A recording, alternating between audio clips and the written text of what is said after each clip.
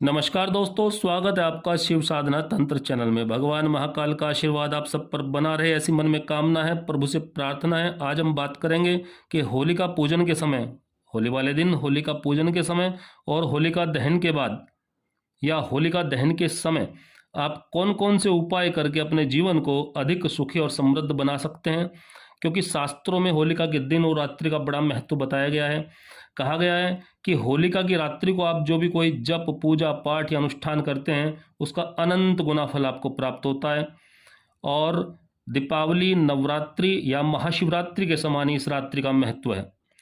तो आपके लिए कुछ उपाय हैं जो आप करेंगे तो आपको निश्चित रूप से सफलता मिलेगी। जिनमें पहला उपाय है, यदि कोई आपकी इच्छा ऐसी है जो लंबे समय से पूरी ना हो रही हो और आप उसके लिए लगातार काफ़ी लंबे समय से प्रयासरत हों लेकिन सफलता ना मिल रही हो, तो कैसे सफलता मिले, उसके लिए आपको होली वाले दिन प्रातः जब आप होलिका पूजन के लिए जाएंगे तो होलिका पर कच्चे सूत को पीला करके, उसको हल्दी वगैरह से पीला कर लें। तो पीला करके क्लॉकवाइज यानी कि सीधा 7 बार होलिका की परिक्रमा करनी है, उसको लपेटना है होलिका पर और अपने मन में जो आपकी अधूरी इच्छा है उसको दोहराना है अपने इष्ट देवता का नाम लेकर कि भगवान मेरी इच्छा आपके आशीर्वाद से पूरी हो। उसको दोहराएंगे और ये सब करने के बाद में होलिका पर आप रोली, चंदन, साबुत मूंग, हल्दी, नारियल और गुलाल चढ़ाएंगे। बाकी कोई और अधिक सामग्री आप चढ़ाना चाहें तो वो आपकी श्रद्धा और सामर्थ्य है, लेकिन इतनी सामग्री तो आपको चढ़ानी ही है। ये काफ़ी लोगों को बताया हुआ उपाय है, इसका उन्हें उचित लाभ मिला है, तो आपको ऐसे ही करना है। दूसरा उपाय आप करेंगे होलिका दहन वाले दिन, जब होलिका दहन होगी शाम के समय या रात्रि के समय, उस समय एक गोले में चीनी और घी भरकर आपको ले जाना है। गोला जिसको हम यज्ञ में पूर्ण आहुति के लिए बाद में देते हैं, उस गोले को ऊपर से काट लेंगे, उसका मुख, उसके अंदर चीनी और घी मिलाकर भर देंगे उसे ऊपर, और जो कटा हुआ टुकड़ा है उसको वापस उसके मुख पर रख देंगे गोले के, और जो हाथ में कलावा हम बांधते हैं उससे उस गोले को लपेट कर बांध देंगे। तो इस गोले को आपको होलिका दहन के समय लेकर जाना है और अपने इष्ट देवता का, जिनकी आप अधिक पूजा करते हैं, उन देवता का मन में नाम लेते हुए होलिका पर समर्पित करना है, जलती हुई अग्नि में समर्पित करना है आपको रात्रि के समय। तो धन प्राप्ति की जो भी आपकी बाधाएं होंगी वो दूर होंगी और माँ लक्ष्मी की कृपा आपको मिलेगी। तीसरा उपाय है, होलिका दहन वाली रात्रि को अपने घर की उत्तर दिशा में शुद्ध घी का, गाय का अगर घी मिल जाए तो बहुत अच्छा है, शुद्ध घी का दीपक आप जलाएं और ऐसी व्यवस्था करें कि वह दीपक, बड़ा दीपक आपको लेना है, कि वह दीपक पूरी रात्रि जले। तो ऐसा करने से आपके घर पर देवताओं का आशीर्वाद और आपके पितरों का, पितृगणों का आशीर्वाद पूरे वर्ष बना रहेगा। अगले वर्ष फिर दोबारा आप इसी उपाय को करेंगे। अगला उपाय है, होलिका दहन के समय जलती अग्नि में नारियल दहन करना है।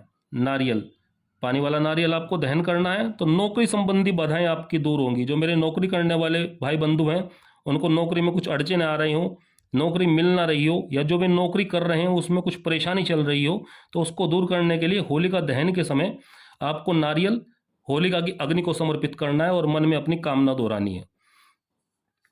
अगला उपाय, अगर आप लगातार बीमारी से परेशान हैं या कोई आपका परिजन बीमारी से परेशान है, लगातार लंबी बीमारी से, या बार बार कुछ ना कुछ बीमारी चलती ही रहती है, तो उसके लिए आपको करना क्या है, होलिका दहन के बाद जो बची हुई राख है उसको घर लेकर आना है। और कैसे लाना है, होलिका दहन के अगले दिन सूर्योदय से पहले, सूरज उगने से पहले आपको वह राख लेकर आनी है।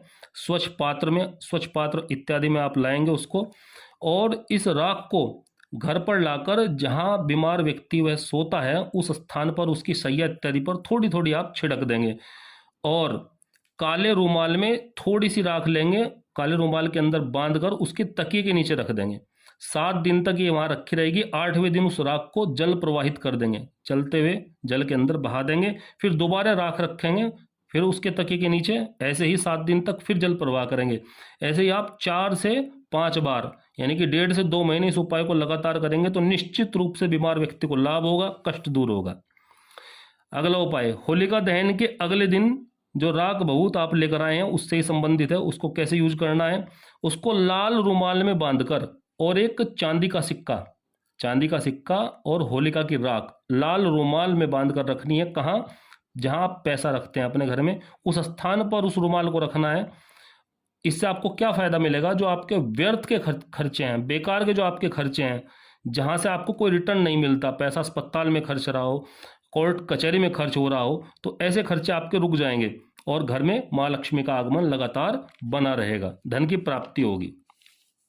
अगला उपाय है विवाह संबंधी। अगर घर में किसी की विवाह में कोई अड़चन आ रही हो, बाधा आ रही हो, या बार बार रिश्ता कहीं हो रहा हो, वो किसी ना किसी कारण से टूट रहा हो, कोई भी विवाह संबंधी अगर बाधा हो, तो उसको करना क्या है?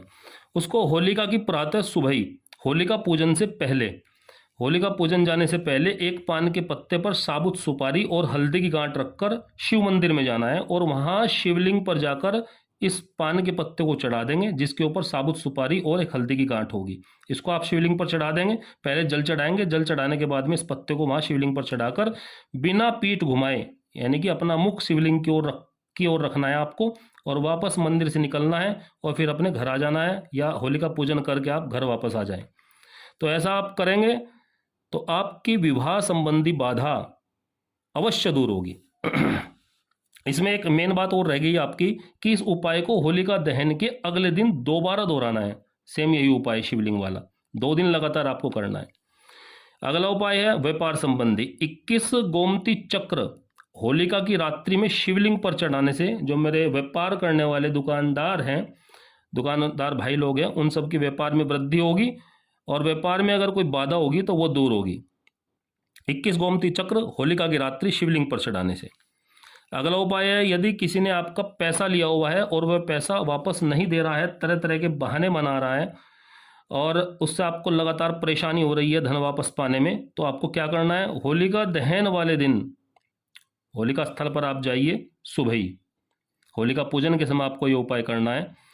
एक अनार की लकड़ी और एक भोजपत्र और लाल चंदन, ये 3 चीज़ आपको चाहिए। करना क्या है आपको? अनार की लकड़ी से लाल चंदन में डुबोकर अनार की लकड़ी को भोजपत्र पर उस व्यक्ति का नाम आपको लिखना है जिसको आपने धन उधार दिया हुआ है, और उस भोजपत्र को जब होलिका पूजन के लिए आप जाएंगे तो वहीं होलिका के पास में रख देंगे और उस पर हरा गुलाल छिड़क देंगे और उस भोजपत्र को वहीं छोड़ देंगे। अपना होलिका का पूजन संपन्न करेंगे और अपने वापस घर आ जाएंगे। निश्चित रूप से आपको 1 से 1.5 महीने में अच्छे रिजल्ट मिलेंगे। आपका धन आपको प्राप्त होगा और माँ लक्ष्मी की कृपा आपको प्राप्त होगी। तो इन सब उपायों को आप अपने जीवन में करें। वीडियो आपको पसंद आई हो तो लाइक कीजिए, चैनल को सब्सक्राइब कीजिए। नमस्कार दोस्तों, जय महाकाल, हर हर महादेव।